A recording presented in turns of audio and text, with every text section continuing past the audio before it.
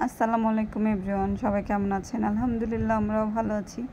তো এই যে বিস্কিট দৌড় খেলা হবে ছোট বাচ্চাদের, এই জন্য আমরা বিস্কিটটাকে একটা ফিতার ভিতরে সুতা দিয়ে বেঁধে ঝুলিয়ে দিয়েছি।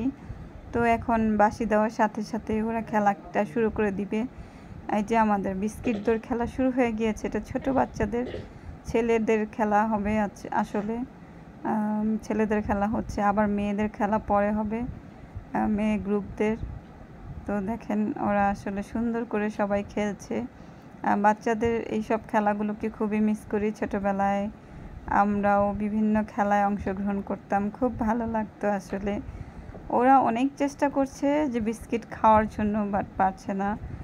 কারণ হচ্ছে বিস্কিটগুলোকে আসলে নাড়ানো হচ্ছে যাতে সহজেই ওরা না খেতে পারে। এটা একটা প্রতিযোগিতা। তো আসলে এটা কিন্তু ওদের প্র্যাকটিস হচ্ছে। ওদের ফাইনাল খেলা হবে বড় একটা মাঠে। তো এটা ওদেরকে শেখানোর জন্য এইভাবে খেলানো হচ্ছে বিস্কিট দৌড়। ওরা আগে শিখবে, তারপরে ওরা হচ্ছে ফাইনাল খেলা খেলবে। তো একটা বাচ্চা বিস্কিট খেয়ে ফেলেছে, তো ওকে বলা হচ্ছে যে তুমি দৌড় দাও বিস্কিটটা নিয়ে। তো বুঝতে ছিল না, ওইখানে দাঁড়িয়ে দাঁড়িয়ে খেয়ে ফেলছিল। তারপরে ওকে বোঝানো হলো যে দৌড় দাও। তো সব বাচ্চারাই মোটামুটি ট্রাই করছে যে আসলে বিস্কিট মুখে নেওয়ার জন্য চেষ্টা করছে, পারছে না। তো আসলে শিখতে শিখতে হয়ে যাবে। এখন ওরা ছোট বাচ্চা, তো ওদেরকে যা শেখানো হবে তাই ওরা শিখবে।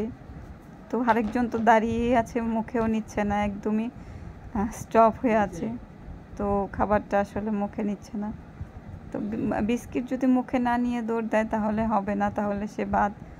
এই খেলাটার মানে বিস্কিট খেলার মূল উদ্দেশ্য হচ্ছে বিস্কিটটা মুখে নিয়ে দৌড় দিতে হবে, তাহলে এটা হচ্ছে বিস্কিট দৌড় খেলা।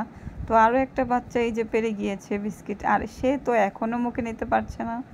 তাও সে চেষ্টা চালিয়ে যাচ্ছে, যদি সে মুখে নিতে পারে। পরে একটা স্যার ওর মুখে দিয়ে দিলেন বিস্কিটটা।